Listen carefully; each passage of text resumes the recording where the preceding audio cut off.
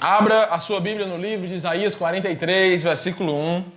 Esse texto é um texto bem chamativo, é um texto profético, é um texto que fala sobre um período crítico da história de Israel. E eu creio, pela história da palavra e pela nossa história, a história da nossa sociedade, que nós estamos vivendo hoje um período muito parecido com o período de Isaías 43. Então, dessa forma, eu gostaria de convidar a igreja a viajar no tempo. Eu gostaria de convidar a igreja a viajar para esse período bíblico, porque eu creio que a palavra de Deus, essa palavra aqui, que foi escrita 700 anos antes de Cristo, ou seja, há 2.700 anos atrás, ela hoje é contextualizada, ela é real e, além disso, ela é poderosa para mudar a nossa situação, para despertar a igreja do Senhor nos dias de hoje. A palavra de Deus, ela foi, é e sempre será o nosso guia, a nossa base, a nossa torre forte. Amém? Estou animado. Assim diz a palavra de Deus. Mas agora assim diz o Senhor que te criou, ó Jacó, e que te formou, ó Israel. Não temas, porque eu te remi, chamei-te pelo teu nome, e tu és meu. Quando passares pelas águas, eu serei contigo. Quando pelos rios, eles não te submergirão. Quando passares pelo fogo, não te queimarás, nem a chama arderá em ti.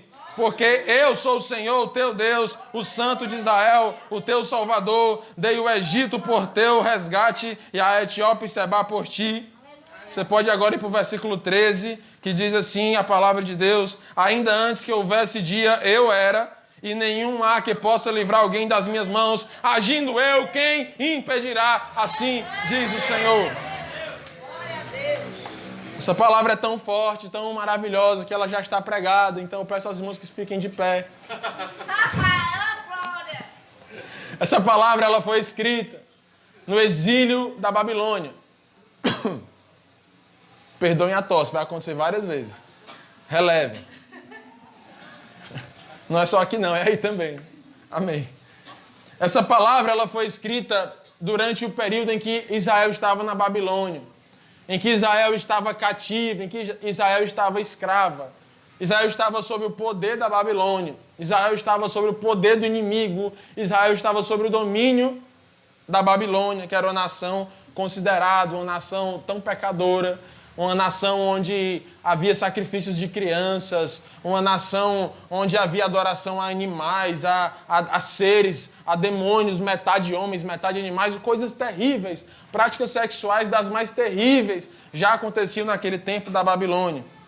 E aí você imagina o profeta Isaías na sua pureza de profeta, ver o seu povo, não o seu povo, mas o povo de Deus, agora cativo nas mãos desse povo tão terrível. Você imagina o coração do profeta.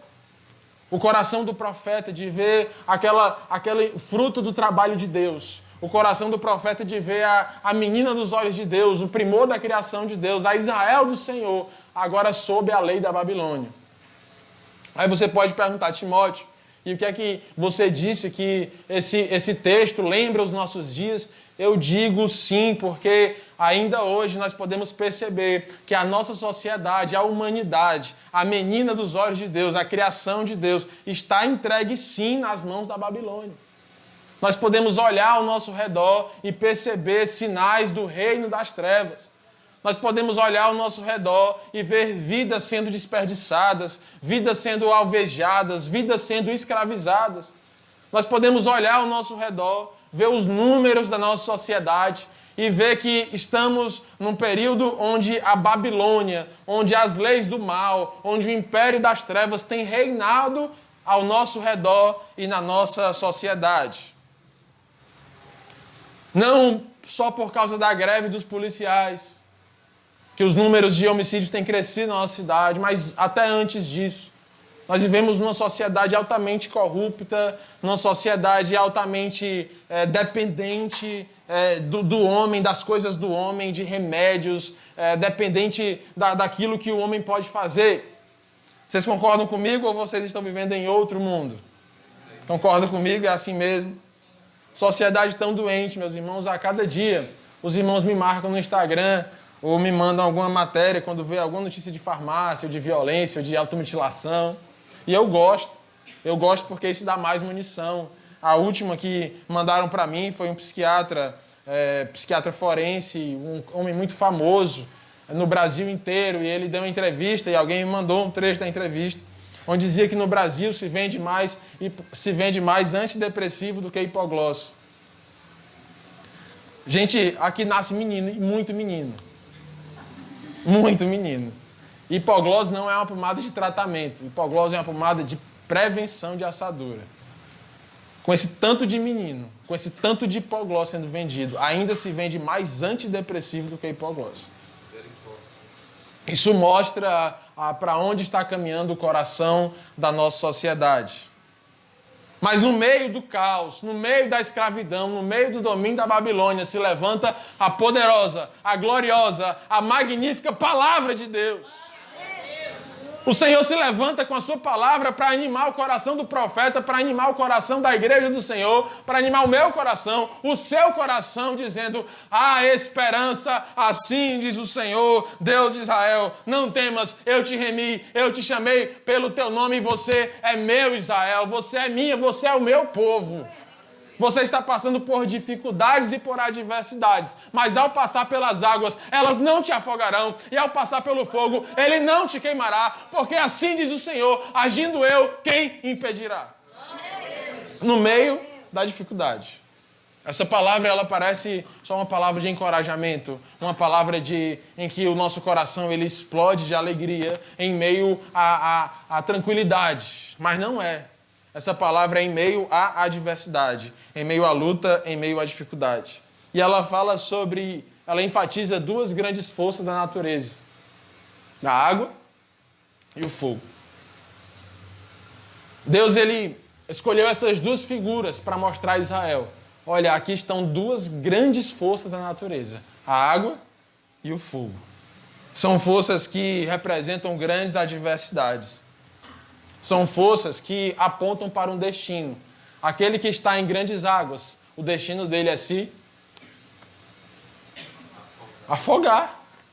Aquele que está no meio de um grande fogo, o destino dele é se queimar. Deus está dizendo assim: em grandes adversidades já existe um destino certo. Já existe um destino traçado. Mas o Senhor está dizendo assim: ei, Israel, agindo eu na tua vida, a água não vai te afogar. Ei, nova vida, agindo eu na tua vida, o fogo lá de fora não vai te queimar. Ele está dizendo que a história natural da vida, a história natural do pecado, a história natural do império da Babilônia, a história natural do império das trevas, não terá o seu destino natural, porque aqui se levanta um Deus que é sobrenatural. Um Deus que dá o escape em meio ao afogamento, um Deus que dá o escape em meio ao incêndio, um Deus que livra o seu povo do mal em meio a tão grandes forças da natureza. Um Deus que abre caminhos de escape. O caminho natural é o afogamento, o caminho natural é se queimar, mas o Senhor abre um outro caminho, o caminho do livramento. No Salmo 124 diz: e ele preparou o laço do passarinheiro, mas veio o Senhor e quebrou esse laço. Sabe o que é o laço do passarinheiro? Sabe? Me lembrei da minha infância agora, quando eu pegava passarinho na selva. Mentira, nunca peguei passarinho. Mas já vi em filme. A cordinha lá com um laço. O passarinho vem, bota a comida, quando ele pousa, puxa o laço e pega pelo pé.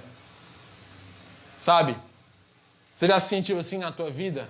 Como que pisando num território, numa armadilha? Como que atraído pelo pecado, atraído pelo desejo? Parece que tudo foi orquestrado para que você estivesse ali naquele momento. E ali a tua vida seria pedida. Através de um vício, através de um desejo da carne, através de uma vontade humana, parece que ali o teu laço estava pronto para roubar a tua vida.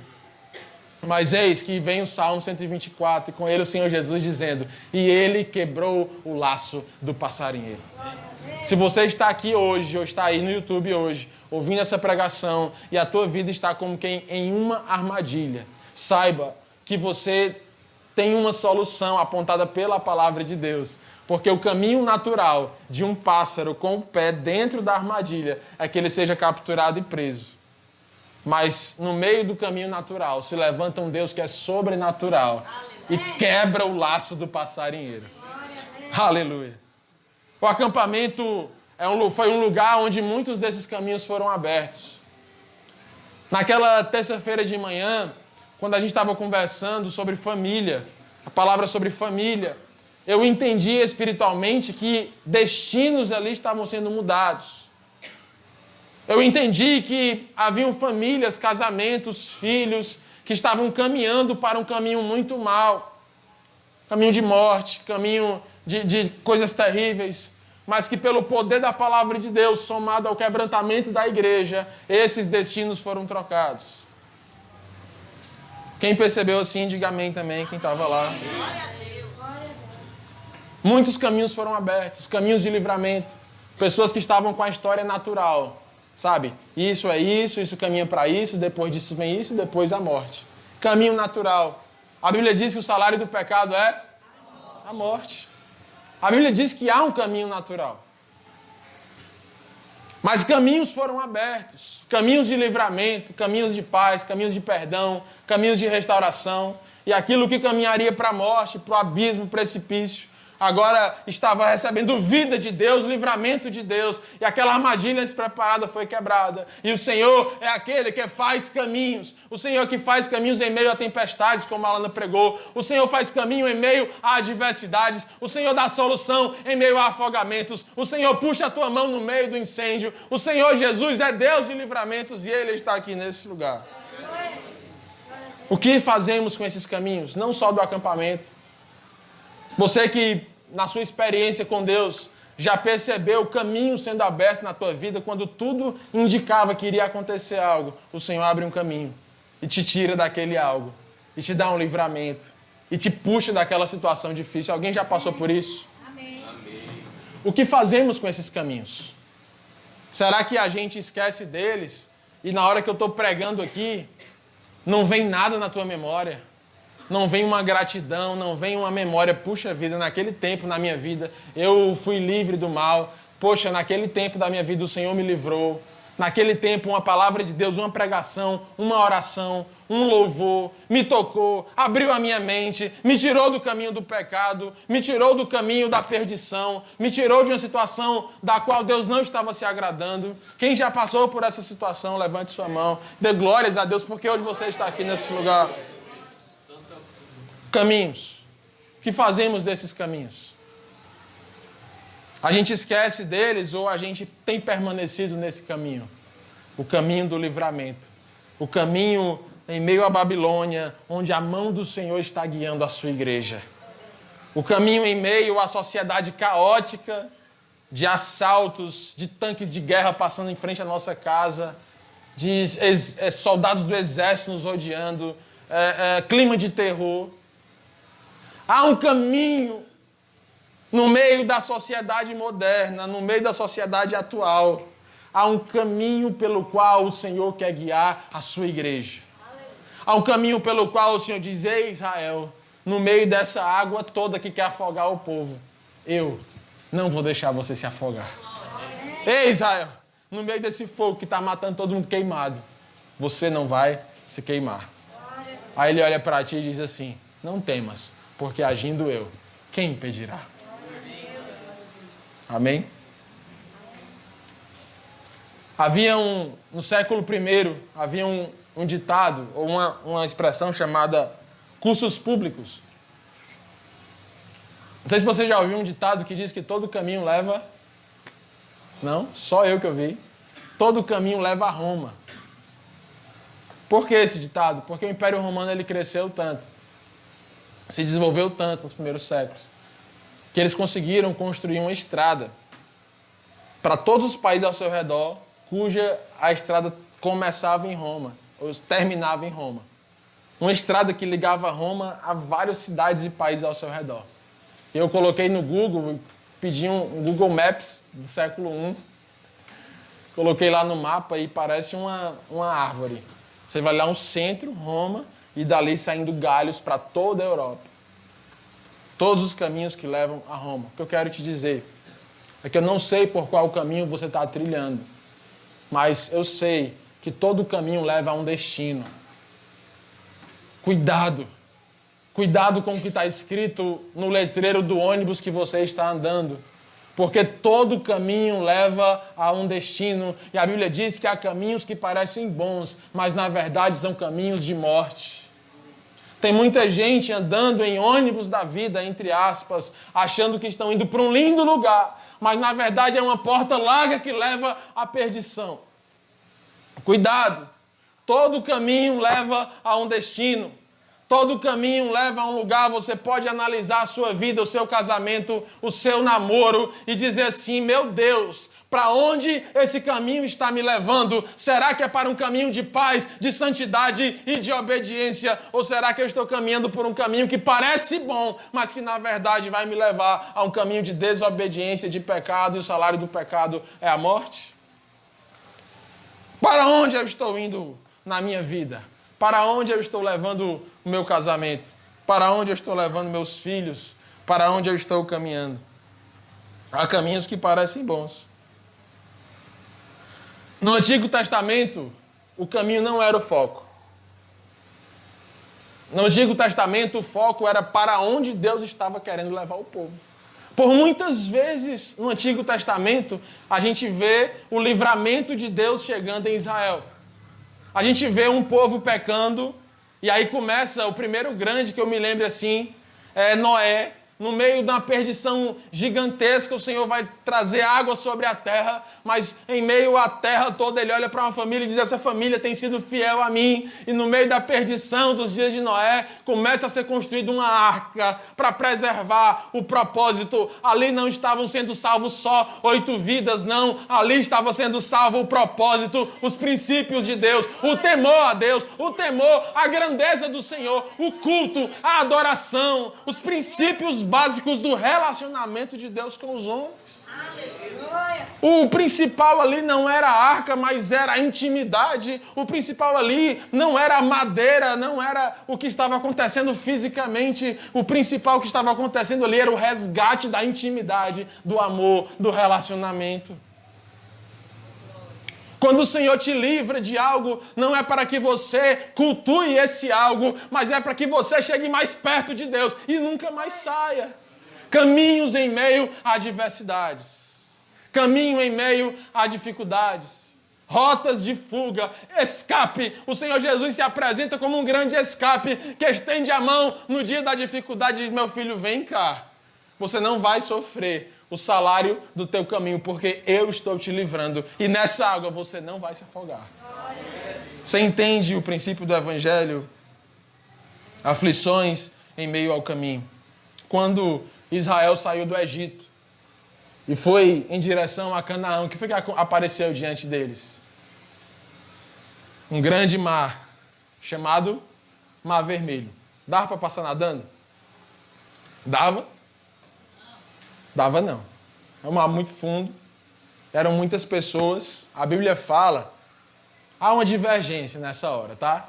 Mas os estudos mais aceitos, tirando por baixo, os que são mais conservadores, há um número de 2 milhões de pessoas. Você imagina 2 milhões de pessoas passando pelo mar. A população de Fortaleza, no censo, agora deve dar uns 3.200, 3.100. Você imagina quase a população toda da nossa cidade tendo que atravessar um mar.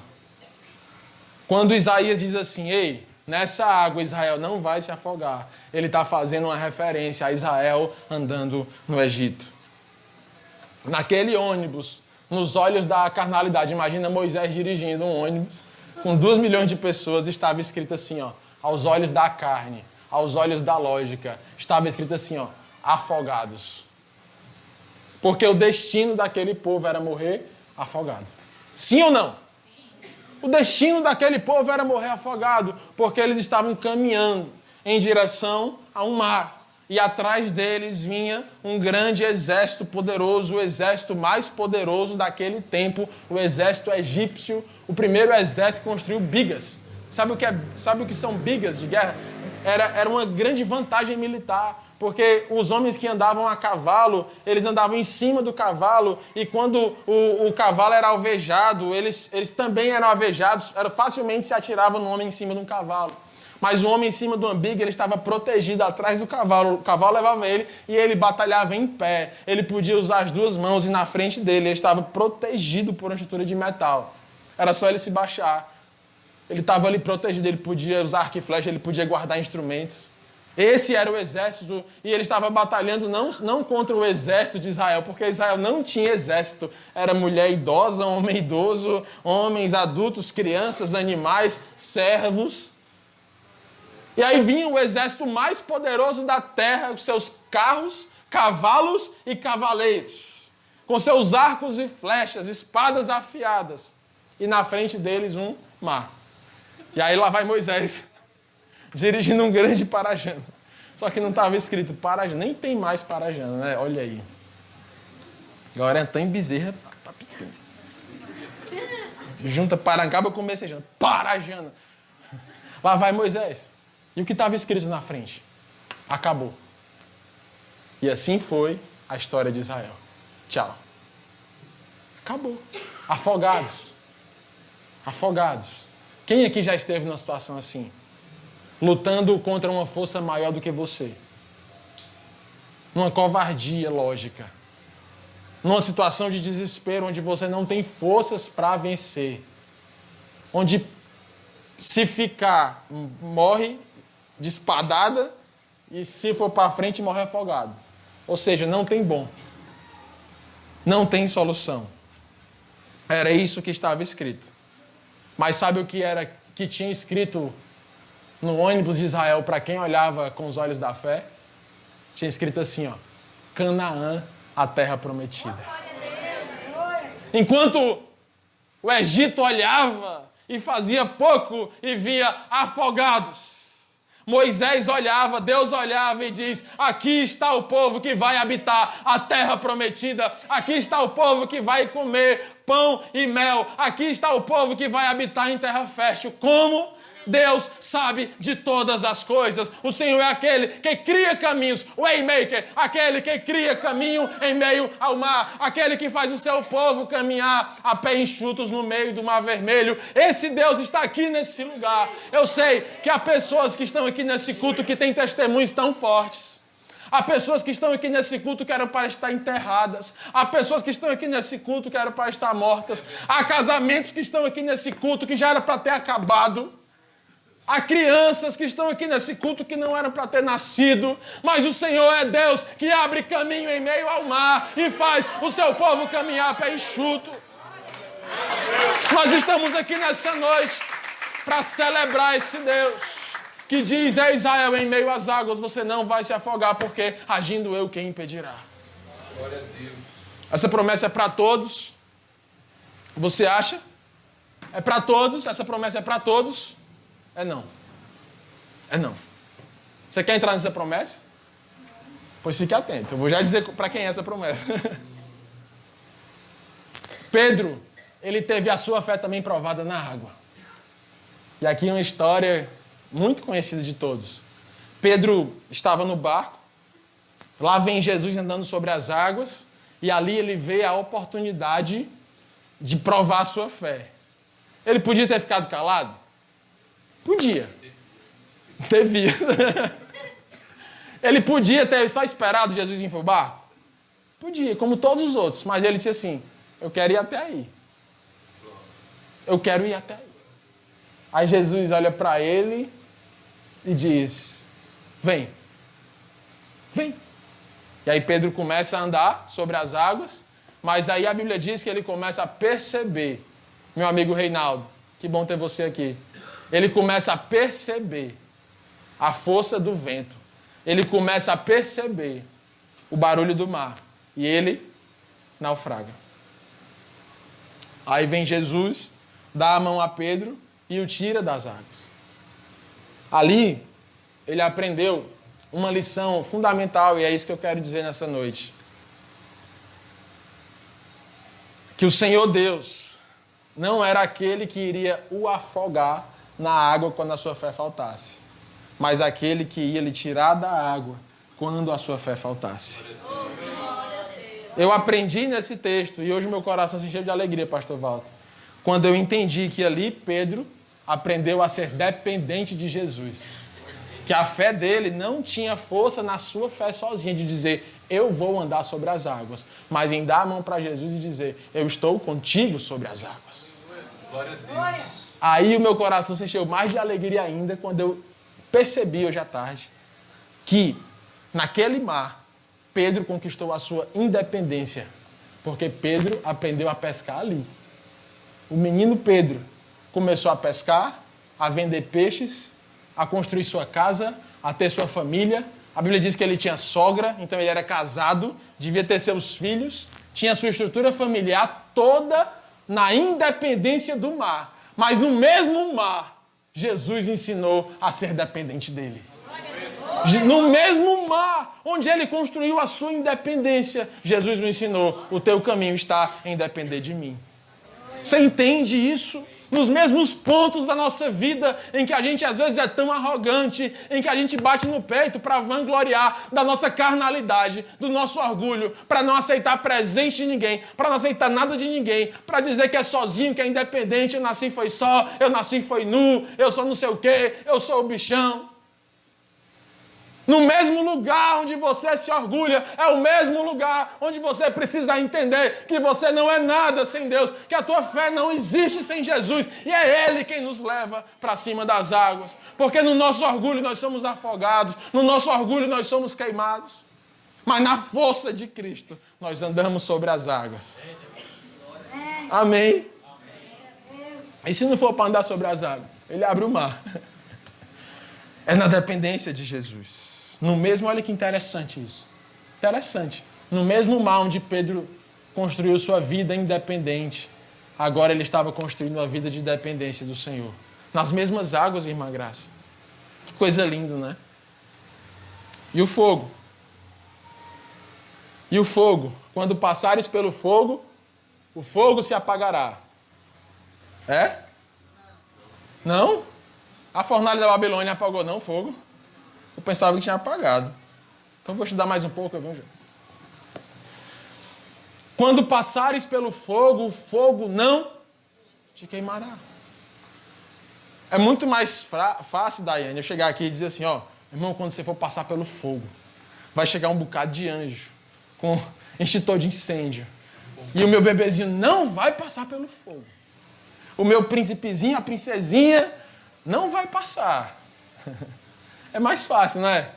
Mas o que Jesus está dizendo é assim, olha, meu filho e minha filha, quando você estiver caminhando na vida, quando você estiver enfrentando dificuldades da vida e parecer que o fogo vai te queimar, não temas, porque agindo eu, quem impedirá?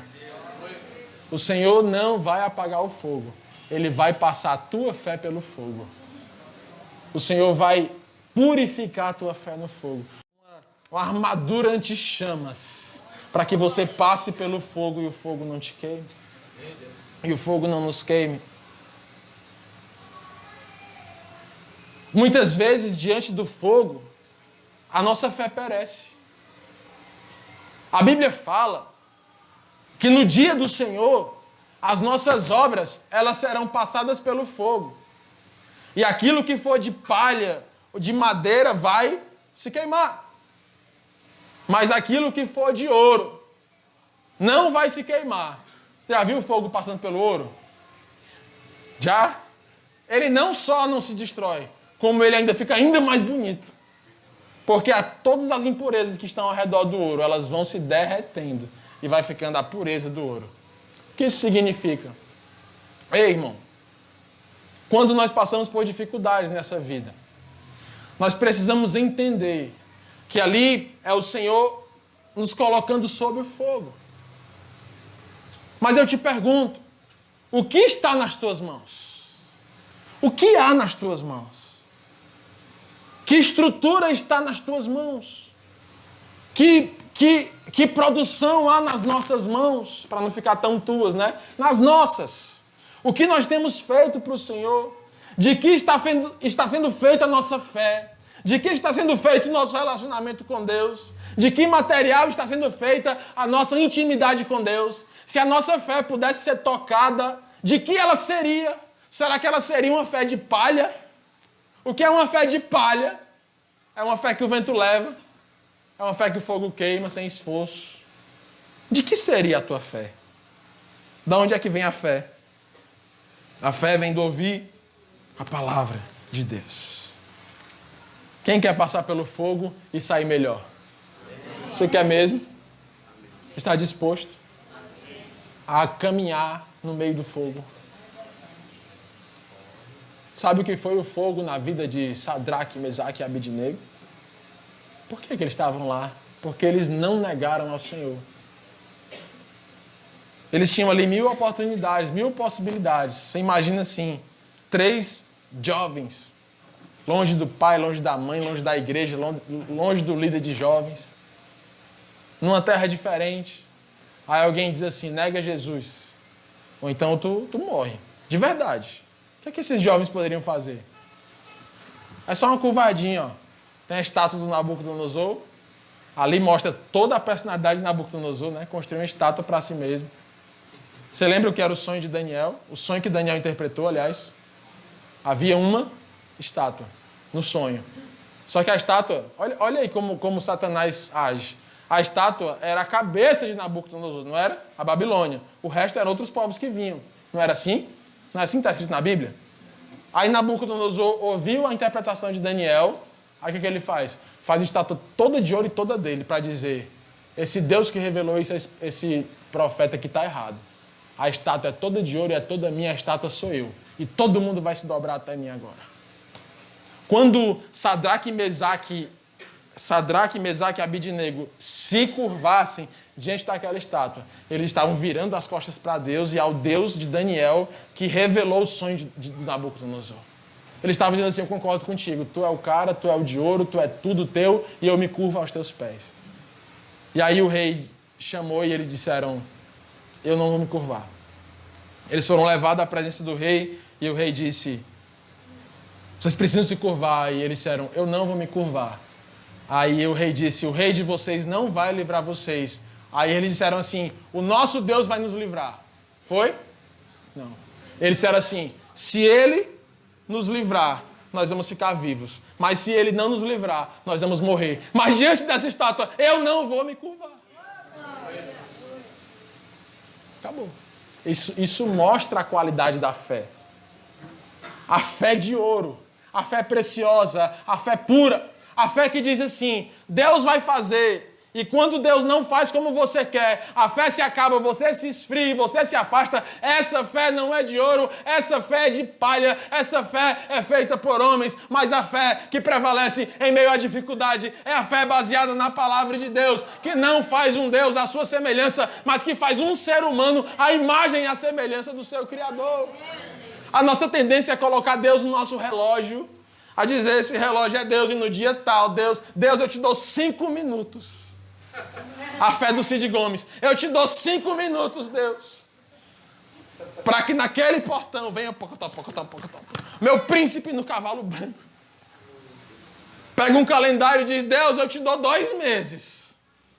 Aí passa 2 meses, aí não aconteceu como você queria, aí a fé esfria. Porque era fé feita por você mesmo.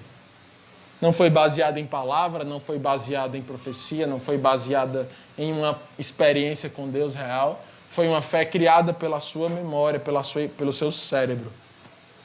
Essa fé é de palha, essa fé perece. Quando Deus diz assim, você vai passar pelo fogo e você não vai se queimar, Ele está falando de um tipo de gente que está disposto a construir a sua vida baseado na palavra. E não sobre um tipo de gente que quer construir a palavra baseada na sua vida. Existem 2 tipos de gente na igreja. Gente que quer construir a sua vida com base na palavra e gente que quer transformar a palavra de acordo com a sua vida. 2 tipos de gente. Aí quando chega no versículo que você não gostou, aí faz o quê? Passa para frente. Isso aqui não. Porque sexo antes do casamento não pode. Isso era naquele tempo, pastor. Porque adequando a palavra. E para atrair mais jovens, seria mais fácil eu pregar. Olha, não precisa se preservar para o casamento. Está liberado, sexo no namoro. Seria mais fácil. O Colisão seria mais lotado. O Colisão 12 ficaria cheio de jovens que querem ouvir essa pregação. Mas não seria Colisão.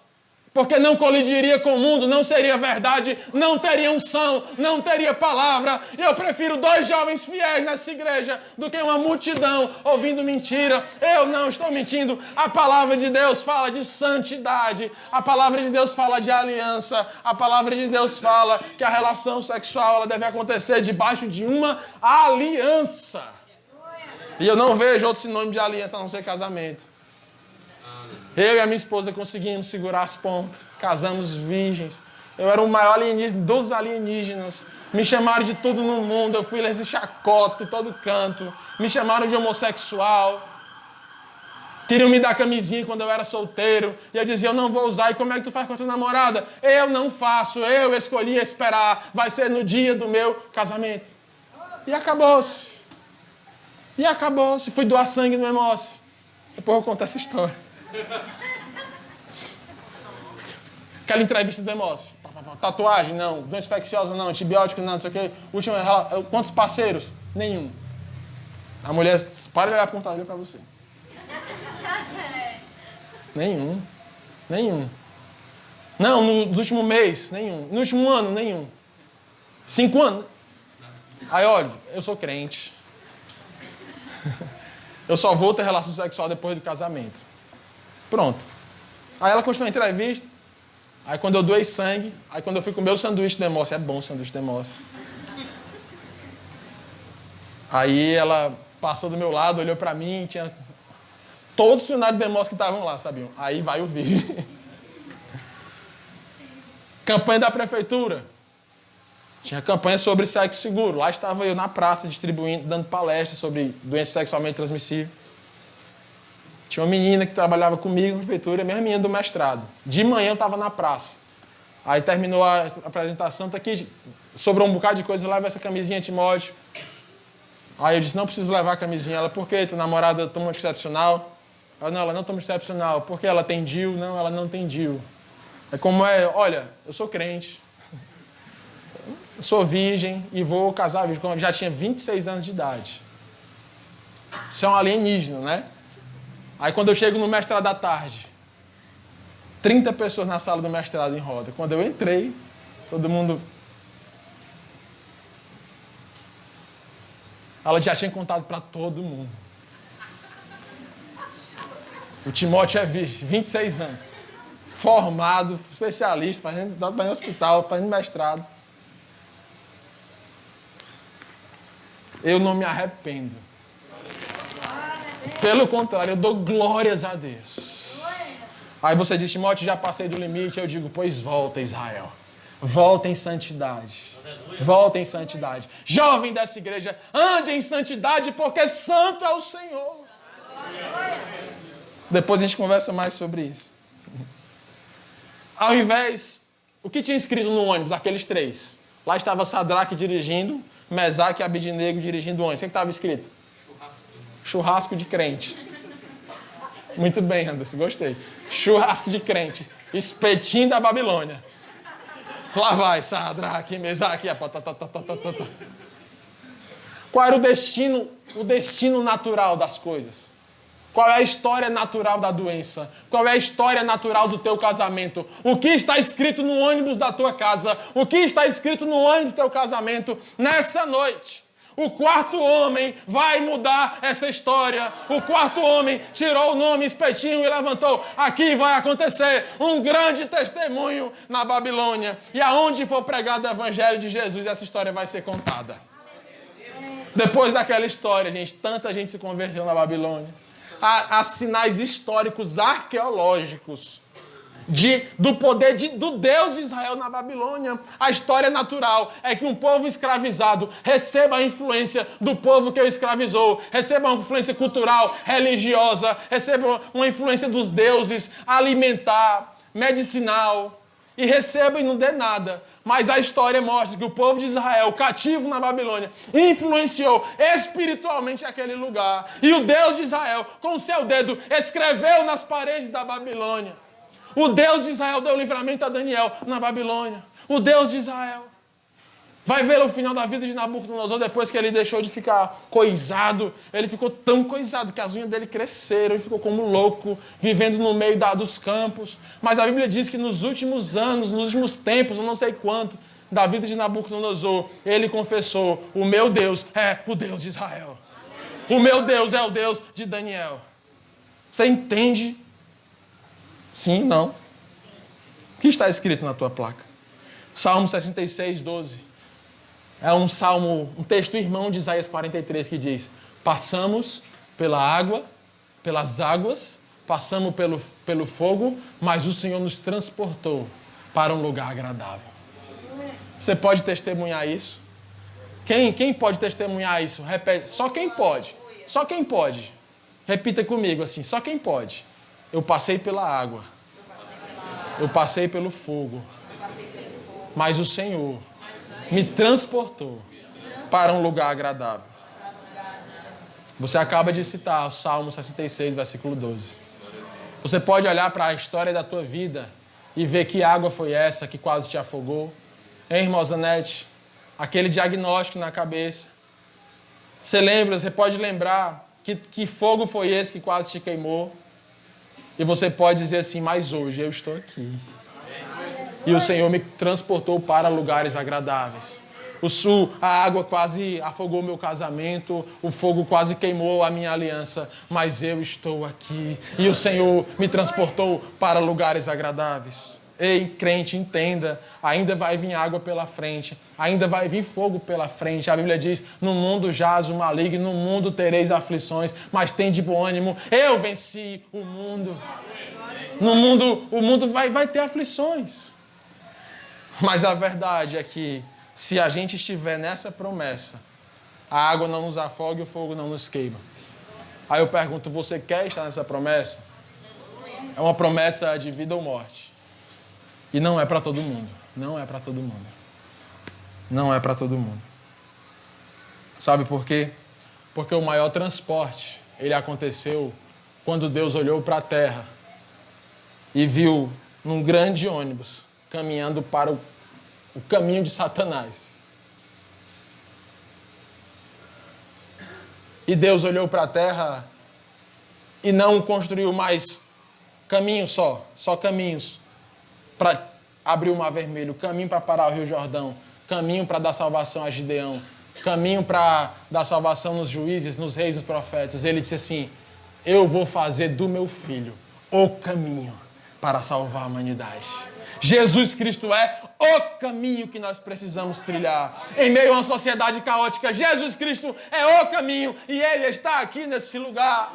Em meio à greve da polícia, as loucuras que virão, coronavírus e doenças que ainda virão, Jesus Cristo é o caminho que guarda a nossa alma, que apazigua o nosso coração. Jesus Cristo é o caminho, a verdade e a vida. O Waymaker, o Deus que faz caminhos, Ele fez do seu Filho o caminho para levar do céu. Colossenses 1:3. E eis que pelo amor ao seu Filho, Ele nos transportou do império das trevas para o reino do Filho do seu amor. E aqui, glória a Deus. E aqui está escrito o título do ônibus da vida. Não era mais Afogados, não era mais Espetinho da Babilônia. Agora estava escrito Império das Trevas.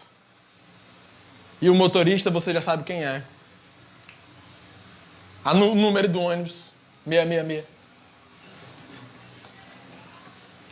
Quem aqui já andou nesse ônibus?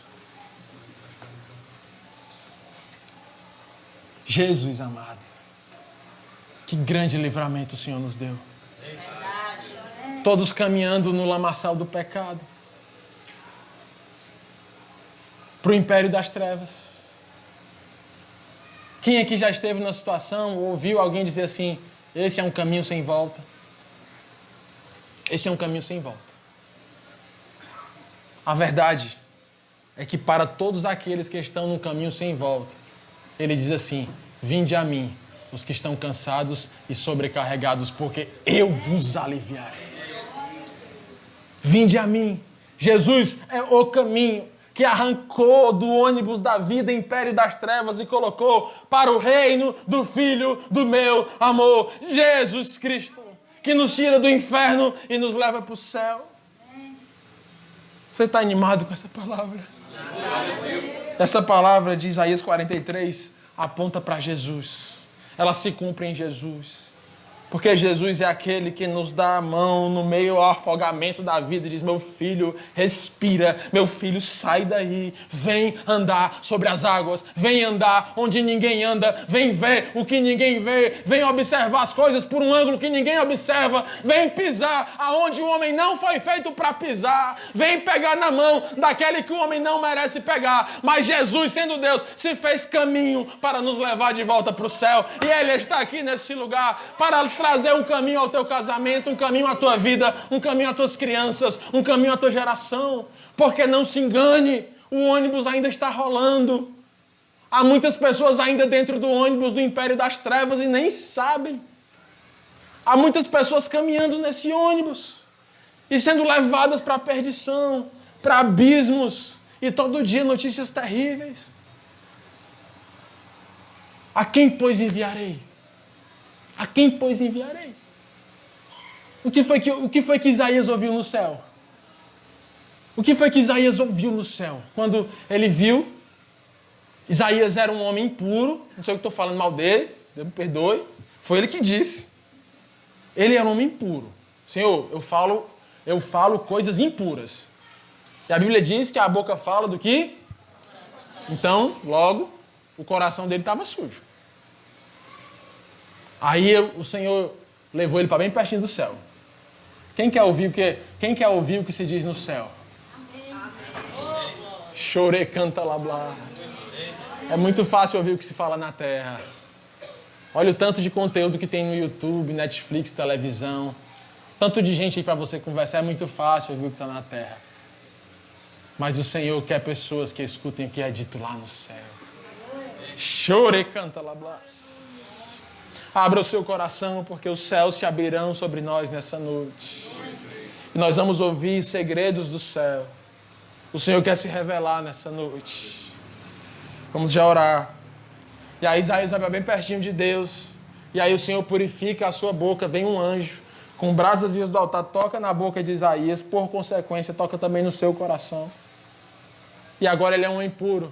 E o que é que ele escuta? Qual é a conversa dos anciãos com Deus, com os anjos? O que é que eles conversam? Ele ouviu assim, ó: a quem, pois, enviarei?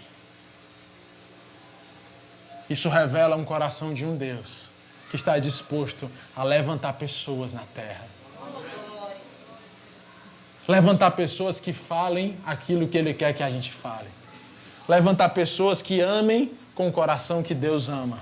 Levantar pessoas que olhem com o olhar que Deus olha. A quem, pois, enviarei? Aí o profeta se vê muito, talvez assim, tão entusiasmado. Ele diz: eis-me aqui, Senhor, pois, envia-me a mim. Quem está disposto a dizer isso nessa noite? Eis-me aqui, Senhor, pois, envia-me a mim. Envia-me a mim para saquear esse ônibus. Envia-me a mim para rasgar esse letreiro e mudar a história. Envia-me a mim para mudar destinos. Envia-me a mim para mudar destino de pessoas, de vida, de casamento. Envia-me a mim, Senhor. O Senhor te ungiu nessa terra para te aproximar do céu e para te fazer ouvir uma pergunta: a quem, pois, enviarei? A quem, pois, enviarei? Estão pessoas morrendo, pessoas se perdendo, pessoas indo para o inferno, pessoas nas mãos do inimigo, pessoas que passaram a sua vida obedecendo a Satanás, e o Senhor te chama para mais perto do céu, não é para dizer: meu príncipezinho, minha princesa, você é lindo. Não, é para dizer: a quem, pois, enviarei? E eu te digo, quanto mais você for, mais você recebe. E quanto mais você se dispuser, mais de Deus haverá na tua vida. Porque o Evangelho não é só fazer a obrigação. Sabe por quê? Porque o Senhor te chamou e me chamou para rasgar letreiros. Aqui ia para o império das trevas. Ia. Porque agora vai para o céu. Porque agora vai para a glória. Porque agora pode ter feito o pecado todo na terra, mas vai para o céu. Porque o Senhor diz, aquele que com o seu coração crê e com a sua boca confessar que Jesus Cristo é o Filho de Deus, estará comigo no céu. Mas não fez boas obras, não deu sopa para ninguém, não fez não, e o ladrão da cruz também não fez, e foi. E o céu é dele, e ele bota para dentro quem ele quiser. E o trabalhador vai trabalhando, ele foi chamando o trabalhador 7 horas da manhã, 8 horas da manhã, aí você conhece a história. Terminou o finalzinho e deu salário igual para todo mundo que trabalhou 12 horas e 1 hora. Aí o que trabalhou 12 horas deu um pulo. Senhor, mas eu mereço mais, porque eu trabalhei mais. Aí o Senhor disse, a seara é minha. Eu pago o que eu combinei. O sangue de Jesus é para todos. Igreja do Senhor, levanta-te, nova vida. Há um mundo lá fora se perdendo. Ei, agora sim. Vou terminar agora. Você quer estar nessa promessa? Você quer ouvir assim de verdade? O teu coração vai passar pela água e não vai se afogar. Porque vai ter água, viu? Vai ter água. Aqui ninguém está enganando ninguém, não. Vai ter água, vai ter dificuldade. Mas você quer passar sem se afogar? Não, amém. Amém? Vai ter fogo, vai ter adversidade. Você quer passar e não se queimar? Você quer ouvir Deus dizendo no teu ouvido hoje assim, agindo eu, quem impedirá?